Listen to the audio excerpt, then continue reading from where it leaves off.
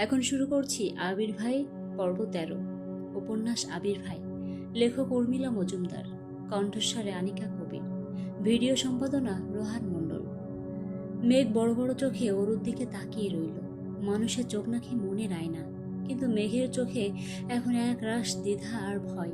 সে মনে মনে ভাবছে, এই মেয়েটা কি পাগল, নাকি পাগলামিটাই ওর স্বভাব। বেশ কিছুক্ষণ নীরবতা পালন করার পর মেঘ অবশেষে রাজি হলো। হয়তো নিষিদ্ধ জিনিসের প্রতি মানুষের যে আদিম আকর্ষণ, সে আকর্ষণই তাকে টেনে নিয়ে চলল।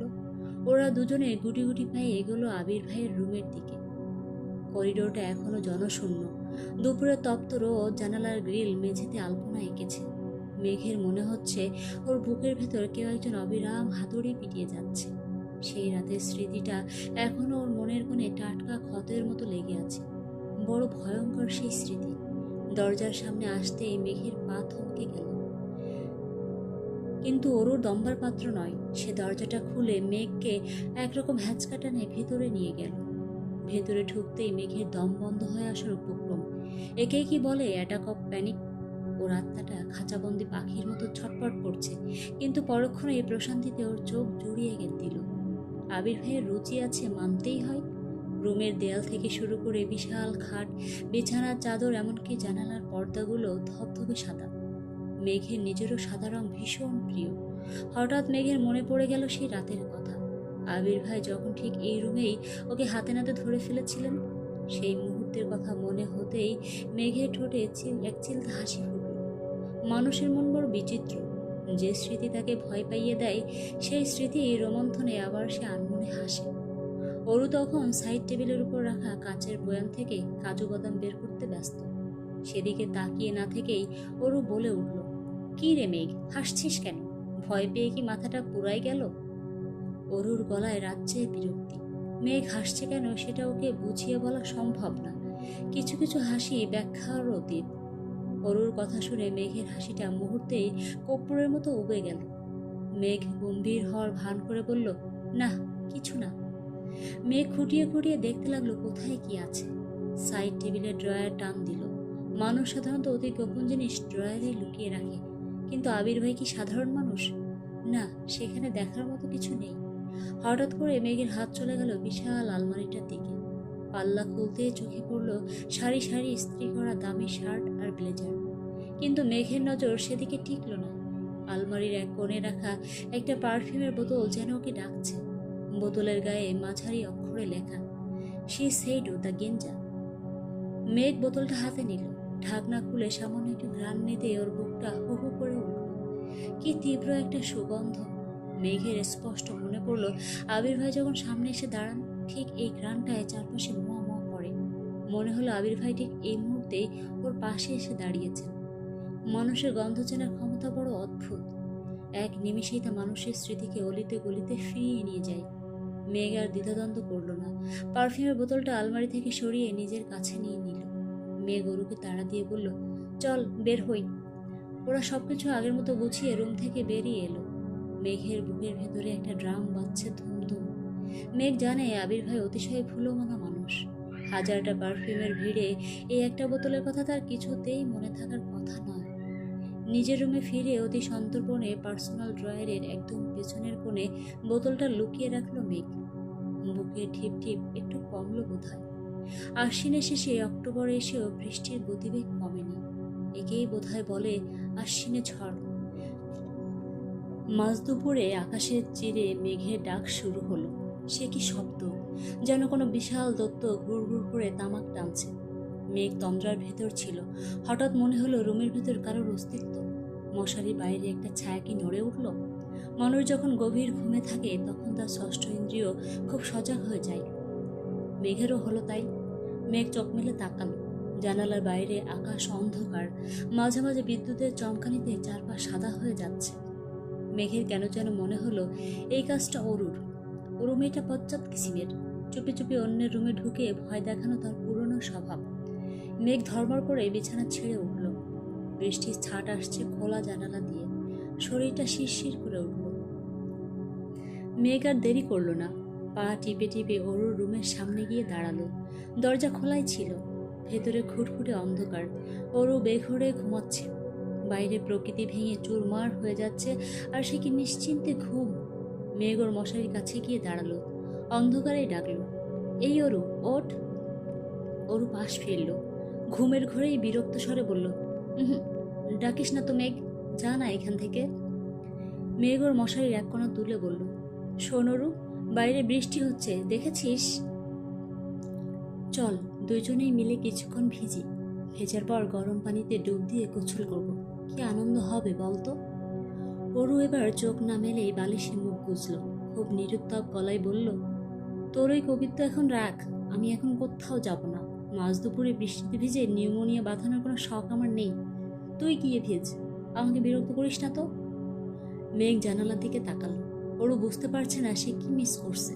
বৃষ্টির নিজস্ব ভাষা বোঝার জন্য মনটাকে একটু উদাসীন করতে হয়। ওরও বড্ড বেশি বাস্তববাদী হয়ে যাচ্ছে। মায়াবতী হওয়ার লক্ষণ তার মধ্যে আপাতত নেই। ওরুর উপর মেঘের রাগ হলো না। মেঘ পা টিপে টিপে রুম থেকে বেরিয়ে এলো, সোজা ছাদে। আকাশ এখন যে দরিয়া হয়ে নামছে। অক্টোবর মাসে সেই মাদকতায় বুঁদ হয়ে মেঘ দুহাত বাড়িয়ে দিল। তার কেন কোনো পিছুটান নেই, কোনো অসুখের ভয় নেই। মেঘ এই বৃষ্টির তাল্লয়ে নাচতে শুরু করল। কোনো শেখা নাচ নয়, আদিম ছন্দে শরীরটাকে সঁপে দিলাম জলাধারের কাছে। ঠিক সেই মুহূর্তে খানবাড়ি গেটের সামনে একটা গাড়ি এসে থামল। রাঙামাটির পাহাড়ি ধুলো সঙ্গে নিয়ে আবির ভাই ফিরলেন, হাতে একটা কালো ছাতা। কিন্তু গাড়ি থেকে নেমে তিনি থমকে গেলেন। ওপরের দিকে তাকাতেই তার চোখের পলক আর পড়ছে না। ছাদের কার্নিশে দাঁড়িয়ে একটা মেয়ে বৃষ্টির মধ্যে নাচছে। আবির ভাইয়ের বুকের ভিতর তখন কি যেন এক অলৌকিক ড্রাম বাজছে। তার হৃদস্পন্দন বেড়ে গেল, নিঃশ্বাসের গতি পর্যাপ্ত। কয়েক মুহূর্তের জন্য তার পুরো পৃথিবীটা যেন থরথর করে কেঁপে উঠল। তিনি দ্রুত কদম ফেলে বাড়ির ভিতর ঢুকলেন। নিজের রুমে যাওয়ার কথা তার মনেও এলো না। পা জোড়া তাকে টেনে নিয়ে গেল ছাদের দিকে। সিঁড়ির দরজায় দাঁড়িয়ে তিনি স্তম্ভিত হয়ে দেখলেন মেঘের সেই জলনৃত্য। কিন্তু বেশিক্ষণ দেখা বিপজ্জনক, হৃৎপিণ্ড যে কোনো সময় ফেটে যেতে পারে। তিনি নিজেকে সামলে নিয়ে গাঢ় স্বরে ডাকলেন, মেঘ। নাচটা হঠাৎ থেমে গেল। মেঘ ঘুরে তাকালো। আবির ভাইকে দেখে সে চমকে উঠল। সেই কালান্তক রাতের পর আজই প্রথম দেখা তাদের। মেঘ কিছু বলল না, বলার মতো শব্দ তার ভাণ্ডারে নেই। সে মাথা নিচু করে ভেজা পোশাকে দ্রুত পায়ে আবির ভাইয়ের পাশ কাটিয়ে নেমে গেল। আবির ভাই নিজের রুমে ফিরে এলেন।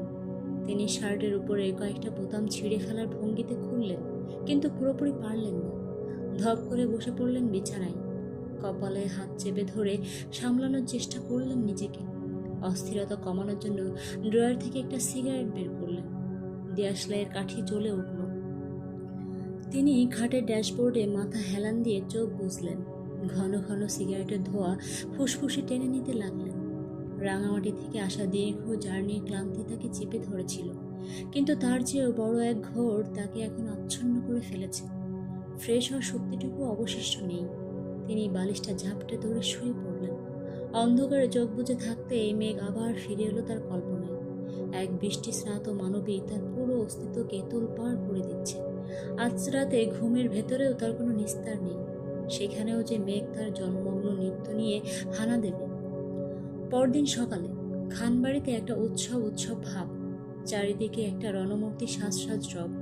সবাই নাস্তা শেষ করার জন্য মরিয়া হয়ে লড়ছে, যেন এখনই নাস্তা না সারলে ট্রেন মিস হয়ে যাবে। এমন সময় বড় আব্বু ড্রয়িং রুমে উদয় হলেন। তার চোখে মুখে ব্যস্ততা। বড় আব্বু যখনই ব্যস্ত থাকেন তখন তাকে দেখে মনে হয় তিনি এই মুহূর্তে পৃথিবীর কক্ষপথ বদলে দেওয়ার কোনো পরিকল্পনা করছেন। খাবার টেবিলে আবির ভাই বেশ আয়েশ করে পাউরুটিতে জেলি মাখাচ্ছিলেন। বড় আব্বু সরাসরি তার দিকে তাকিয়ে প্রশ্ন ছুড়ে দিলেন, আবির, রাঙামাটির প্রজেক্টের খবর কি? সব গুছিয়ে এনেছ তো? আবির ভাই ভাবলেশীন মানুষ। তিনি জেলির স্তরটা নিখুঁত করার দিকেই বেশি মন দিলেন। তারপর শান্ত গলায় বললেন, সবই তো রেডি, এখন শুধু সই সাবুত বাকি। 600 কোটি প্রজেক্ট আব্বু, একদম ড্রিম প্রজেক্ট। 600 কোটি শব্দটা শুনে মেজো আব্বু চায়ের কাপ নামিয়ে রাখলেন। তার কপালে চিন্তার রেখা। তিনি বললেন, সব তো বুঝলাম, কিন্তু নামটা কি হবে? রিসোর্ট তো বানাবে, তার একটা জোৎসই নাম তো থাকা দরকার না? বড় আব্বু সায় দিলেন, ঠিক বলেছ আবির, রিসোর্টের নামটা তুই ঠিক কর। পুরো দায়িত্ব যখন তোর, নামটাও তোর পছন্দেই হোক। আবির ভাই পাউরুটিতে কামড় দেওয়ার আগে খুব সংক্ষেপে বললেন, AM। পুরো ডাইনিং টেবিল এক মুহূর্তের জন্য শশার নীরবতা নেমে এলো। বড় আব্বু ভ্রু কুঁচকে বললেন, AM? এটার মানে কি? আবির ভাই সংক্ষিপ্ত জবাব দিলেন, হ্যাঁ, নাম AM-ই থাকবে। বড় আব্বু আর কথা বাড়ালেন না। আবির ভাইয়ের জেদ সম্পর্কে সবারই কম বেশি ধারণা আছে। তিনি গম্ভীর মুখে বললেন, আচ্ছা, তোর যা ভালো মনে হয় কর। খাওয়া দাওয়া শেষ হলো। দুপুরবেলা তপ্ত রোদ উঠেছে। শহরের রোদে একটা পোড়া পোড়া গন্ধ থাকে, যেটা গ্রামের মিষ্টি রোদে নেই। মেঘ আর অরু বসে আছে স্কুলের স্কুলের খেলার মাঠে। টিফিন পিরিয়ড চলছে। আজ মেজো আম্মু চমৎকার নুডলস করে দিয়েছেন। মেঘ তৃপ্তি নিয়ে খেলো। অরু আকাশ দেখতে দেখতে হঠাৎ মনে করিয়ে দিল, মেঘ, আজ থেকে কিন্তু আমাদের কোচিং শুরু। মেঘের মুখটা তেতো হয়ে গেল। সে বিরক্তি গলায় বলল, কয়টা থেকে? 4টা থেকে 6টা। আচ্ছা ঠিক আছে, জমে ধরলে তো আর না বলার উপায় নেই। অরু একটু ইতস্তত করে বলল, যাব কিভাবে? আমাদের নিয়ে যাবে কে? মেঘ অবাক হয়ে অরুর দিকে তাকালো, চোখে দুষ্টুমি। সে বলল, আশ্চর্য, আমাদের সাইকেল আছে না? সাইকেলে প্যাডেল দেবো আর চলে যাব। শহুরে রাজকন্যা হওয়ার দরকার নেই। অরু খুশি হয়ে বলল, দারুণ আইডিয়া। ঠিক তখনই এক আগন্তুকের প্রবেশ। রোগাটে গরনে একটা ছেলে এসে ঘট ঘট করে ওদের পাশে বসে পড়ল, যেন এই জায়গাটা সে আগে থেকেই বুক করে রেখেছে। মেঘ ভ্রু কুঁচকে ছেলেটার দিকে তাকালো, চোখে অবিশ্বাস। মেঘ সরাসরি প্রশ্ন করল, কে আপনি? ছেলেটা একটু অপ্রস্তুত হওয়ার বদলে বরং বেশ ভাব নিয়ে হাসল। ওরও উৎসুক হয়ে তাকিয়ে আছে। ছেলেটা বলল, আমি মুগ্ধ, তোমাদের থেকে একবার সিনিয়র। মেঘ কাঠখোট্টা গলায় বলল, তা আমাদের পাশে কি কাজ আপনার? সিনিয়রিটি ছাড়তে এসেছেন? ছেলেটা কাচুমাচু হয়ে বলল, না মানে এমনি বসলাম। মেঘ আর কথা বাড়ালো না। অরুর হাত ধরে উঠে দাঁড়ালো। এই শহরে এমনি এমনি বসার লোক অনেক, তাদের পাত্তা দিলেই বিপদ। বিকেল 4টা। এই সময়টাকে ঠিক বিকেল বলা যায় না। এই নিয়ে বিতর্কও থাকতে পারে। তপ্ত রোদের তেজটা স্রেফ একটু মিইয়ে এসেছে। আকাশ জুড়ে মেঘের আনাগোনা নেই, তবে রোদের সেই দুপুরের চড়া ভাবটা আর নেই। মেঘ আর অরু তাদের সাইকেল নিয়ে বের হয়েছে। মেঘের পিঠের উপর লম্বা একটা বিনুনি দুলছে। সেই বিনুনিটা অদ্ভুত। সাইকেলের প্যাডেলের ছন্দের সাথে তাল মিলিয়ে সেটির ডানে বামে সপাটে দুলছে। মেঘ সাইকেলের গতি বাড়িয়ে অরুর পাশে এসে কিছুটা সন্দেহের স্বরে বলল, অরু, তুই কি নিশ্চিত কোচিংয়ের রাস্তা এটাই? আমার কাছে কেমন যেন অচেনা লাগছে। অরু তার চিরচেনা রহস্যময় হাসিটা দিল, যে হাসির কোনো সুনির্দিষ্ট মানেই হয় না। সে বলল, রাস্তা এটাই, বেশি কথা না বলে তুই চুপচাপ চালিয়ে আয়।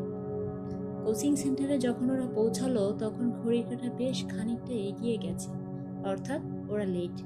স্যার হোয়াইট বোর্ডে হায়ার ম্যাথের জ্যামিতির এক জটিল উপপাদ্য আঁকছেন। বৃত্ত, ত্রিভুজ আর স্পর্শকের সেই জটাজল দেখে মনে হচ্ছে যেন কোনো এক প্রাচীন গুহাচিত্র। ক্লাসে ঢোকার সময় স্যারের চোখ এড়িয়ে ওরা পেছনের বেঞ্চে গিয়ে বসলো। ঠিক তখনই মেঘের নজর পড়ল জানালার ধারের ওই বেঞ্চটায়। সেখানে বসে আছে সেই ছেলেটা, মুগ্ধ। মুগ্ধ নামটা বেশ ভারী। নাম শুনলে মনে হয় ছেলেটা সারাক্ষণ কোনো কিছুর ঘরে থাকে। সে জানালার বাইরের দিকে তাকিয়েছিল, যেন জ্যামিতিক উপপাদ্যের চেয়ে আকাশের নীল রংটা বোঝা বেশি জরুরি। টিফিন ব্রেকে মুগ্ধর রহস্যময় আবির্ভাব ঘটল, তবে আসল নাটকটা শুরু হলো কোচিং শেষে। ওরা যখন সাইকেলের দিকে এগোচ্ছে, মুগ্ধ তখন উধাই হলো হাতে দুটো অরেঞ্জ আইস ললি নিয়ে। সে বেশ কুণ্ঠিত ভঙ্গিতে মেঘের সামনে এসে দাঁড়ালো। মুগ্ধ নিচু স্বরে বলল, এই নাও, তোমাদের জন্য। মেঘ আইসক্রিমের দিকে ফিরেও তাকালো না। সে সরাসরি মুগ্ধের চোখের দিকে তাকালো। মুগ্ধর চোখে কোনো শয়তানি বা চপলতা নেই, তবে এক মুগ্ধতা আছে, যাকে বলে নামের সার্থকতা। মেঘ গম্ভীর গলায় বলল, আমরা অচেনা মানুষের দেয়া খাবার খাই না, নীতিমালায় নিষেধ আছে। মুগ্ধ যেন আকাশ থেকে পড়ল। সে বিড়বিড় করে বলল, আমি তো আর অচেনা নই, আমি মুগ্ধ, একবার সিনিয়র। মেঘ তড়িত উত্তর দিল, সিনিয়র বলে কি রাস্তায় দাঁড়িয়ে আইসক্রিম খাওয়ানোর লাইসেন্স পেয়ে গেছেন? বড়দের সম্মান করার কথা বইয়ে আছে, আইসক্রিম খাওয়ার কথা কোথাও নেই। মুগ্ধর ফর্সা মুখটা মুহূর্তেই টকটকে লাল হয়ে গেল। হিমুর ভাষায় বললে ছেলেটির মুখ এখন একটা পাকা টমেটোর সাথে তুলনা করা যেতে পারে। সে আর কথা বাড়ালো না।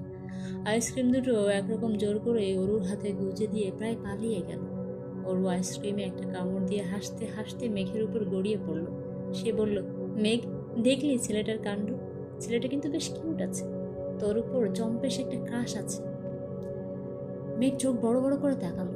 তার চোখে বিরক্তি আর অনেকটা অবজ্ঞা। সে বলল, অরু, তোর এই ক্রাশ ফ্রাশ মার্কা কথাবার্তা রাখতো।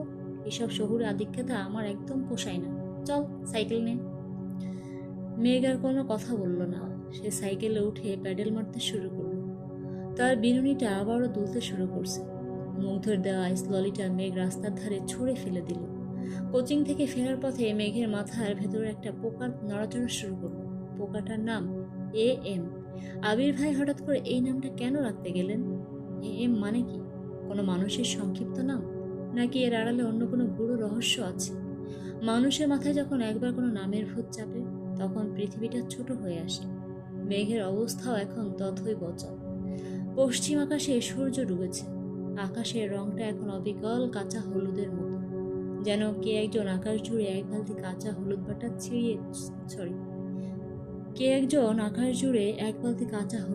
ছিটিয়ে দিয়েছে। হলুদ রঙের আকাশ মানে হচ্ছে প্রকৃতির জন্ডিস। মেঘ নিজের মনে একটু হাসলো। তারপর হঠাৎ দম ফুরিয়ে এলো তার। সাইকেলের প্যাডেল থামিয়ে দিয়ে সে বলল, অরু, একটু দাঁড়া, বড্ড হাঁপিয়ে গেছি রে। অরুও সম্ভবত হাঁপিয়েছিল। সে তর্কে গেল না। দুজনে সাইকেল থেকে নেমে ওটাকে হাঁটিয়ে হাঁটিয়ে নিয়ে চলল। সাইকেলও যেন ক্লান্ত। চাকাগুলো ক্যাচ ক্যাচ শব্দ বিরক্তি প্রকাশ করছে। ঠিক তখনই মেঘের নজর গেল রাস্তার এক পাশে। সেখানে একটা সাদা রঙের কার দাঁড়িয়ে, আর তার পাশে দাঁড়িয়ে সাদিপ ভাই। সাদিপ ভাইয়ের পাশে এক সুন্দরী তরুণী। মেয়েটার হাসিতে যেন হীরের কুচি ঝরছে। মেয়েটা বেশ আয়েশ করে সাদিপ ভাইয়ের গাড়িতে গিয়ে বসল। মেঘের চোখ দুটো ছানা বড়া হয়ে গেল। মানুষের চোখ যে এত বড় হতে পারে তা মেঘকে না দেখলেও বোঝা দেয়। সে ফিসফিস করে উত্তেজিত গলায় বলল, অরু, এই অরু, দেখ, ওটা আমাদের সাদিপ ভাইয়া না? অরু সেদিকে তাকালো, তবে তার চেহারায় কোনো ভাবান্তর হলো না। সে নির্বিকার গলায় বলল, হ্যাঁ, কেন, কি হয়েছে? সাদিপ ভাইয়ের কি গার্লফ্রেন্ড আছে? অরু একটা দীর্ঘশ্বাস ফেলে বলল, থাকতেই পারে। জন্মরদ মানুষ, একটা গার্লফ্রেন্ড থাকার কি খুব বেশি অপরাধের কিছু? অবাক হওয়ার কি আছে এতে? মেঘের কৌতূহল তখন তুঙ্গে। সে বলল, না, এমনি আর কি। চল না, গিয়ে একটু দেখা করে আসি, একটা হাই দিয়ে আসি। অরু এবার মেঘের দিকে কেমন করে যেন তাকালো, যেন সে কোনো পাগলাগারদের পলাতক আসামি দেখছে। সে গম্ভীর গলায় বলল, হ্যাঁ, চল যাই। তারপর মাঝ রাস্তায় দুটো চড় খেয়ে কান গরম করে ফিরে আসি। সাদিপ ভাইয়া এখন প্রেম করছে, এই অবস্থায় তাকে ডিস্টার্ব করা মনে হলো চলন্ত ট্রেনের সামনে দাঁড়িয়ে হাত নাড়ানো। মেঘের মুখটা বেলুনের মতো চুপসে গেল। সে আর কথা বাড়ালো না। আবার সাইকেলে চড়ে বাড়ির দিকে রওনা হলো। পথে অরু এটা সেটা নিয়ে অনর্গল কথা বলে চলল। মেঘ শুধু মাঝে মাঝে হো হ্যাঁ বলে সায় দিল। রাত 8টা। ঢাকা শহরে রাত 8টা মানে রিক্সার টুংটাং, বাসের বিকট হর্ন আর মানুষের অহেতুক ব্যস্ততা সব মিলিয়ে একটা জগা খিচুড়ি অবস্থা। তবে খানবাড়ি ড্রয়িং রুমের আবহাওয়া আজ অন্যরকম। সেখানে উত্তেজনা ঠিক ঠিক করছে। বড় সোফাটাতে সবাই বেশ জাঁকিয়ে বসেছে। আবির ভাই গম্ভীর মুখে বসে আছেন। সাদিপ ভাই আর প্রেমা আপু আছেন। প্রেমা আপুকে আজ একটু বেশি পরিপাটি লাগছে। সাধারণ সাজগোজের মধ্যেও একটা বিশেষত্ব আছে। মেয়ে গরুর পাশে কোনো মতে একটু জায়গা খুঁজে নিয়ে বসল। সাইকেল চালিয়ে আসার কারণে শরীরের প্রতিটি জয়েন্টে এখন হালকা টনটনে ব্যথা। হাত পা চুলকাচ্ছে। আড্ডার ঠিক আগের মুহূর্তে মেঘের এরকম হয়। একে হয়তো বলা যেতে পারে আড্ডার প্রাক প্রস্তুতি। হঠাৎ দেখা গেল অরু এক দৌড়ে কিচেন থেকে একটা খালি পানির বোতল নিয়ে হাজির হলো। অরু মেয়েটার মাথা ভর্তি শয়তানি। সে ঘোষণা করলো, আজ হবে ট্রুথ অর ডেয়ার। সত্য কথা বলবে অথবা শাস্তি নেবে। মানুষের ভেতরে সত্য বের করে আনাটা মহাজাগতিক, কোনো রহস্য সমাধানের চেয়েও কঠিন। অথচ এক টুকরো প্লাস্টিকের বোতল দিয়ে সেই সত্য উদ্ধারের চেষ্টা চালানোটা দারুণ বিনোদনমূলক। সবাই অরুর কথায় সায় দিল। বোতলটা সেন্ট্রাল টেবিলের উপর রাখা হলো। অরু সজোরে বোতলটাতে একটা মোচড় দিল। বোতলটা বন বন করে ঘুরছে। ঘোরার সময় গো গো শব্দ করছে, যেন সে নিজেও জানে কার দিকে তাকে থামতে হবে। ধীরে ধীরে তার গতি মন্থর হয়ে এলো। একসময় বোতলের সরু মুখটা প্রেমা আপুর দিকে গিয়ে স্থির হলো। পুরো ড্রয়িং রুম এমনি একটা সমবেত চিৎকার উঠল, শিকার ধরা পড়েছে। প্রেমা আপু একটু থতমত খেলেন। আগুনের চারপাশে পতঙ্গরা যেমন ওড়াউড়ি করে, সবাই তেমনি সত্যের চারপাশে ওড়াউড়ি শুরু করলো।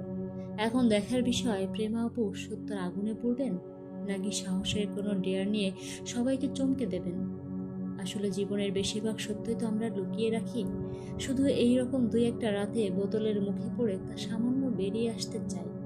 প্রেমা আপু মুহূর্তের জন্য একটু থতমত খেলেন। মানুষের মনস্তত্ত্ব বড় বিচিত্র। ধরা পড়া ঠিক আগের মুহূর্ত পর্যন্ত আমরা নিজেদের খুব সাহসী ভাবি।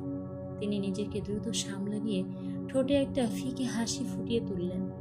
সেই হাসিতে জড়তা থাকলেও কণ্ঠস্বরে কাঠিন্য আনার চেষ্টা করে বললেন, ঠিক আছে, আমি ট্রুথই বেছে নিলাম। আমার জীবনে কোনো লুকোছাপা নেই। ওর সঙ্গে সঙ্গে নড়চড়ে বসল। তার চোখে এখন কয়েক হাজার জিজ্ঞাসার চিহ্ন ঝিকমিক করছে। সে সরাসরি প্রেমা আপুর চোখের দিকে তাকিয়ে খুব গম্ভীর গলায় প্রশ্নটা ছুড়ে দিল, যে গম্ভীরতা সাধারণত কোনো খুনের মামলার আসামিকে জেরা করার সময় উকিলরা ব্যবহার করেন। অরু বলল, প্রেমা আপু, এবার তবে বলেই ফেলো, তোমার ফোন লিস্টে হার্ট ইমোজি দিয়ে কার নাম সেভ করা? খবরদার, সত্যি বলবে কিন্তু। এখানেই শেষ হলো আবির ভাই পর্ব 13।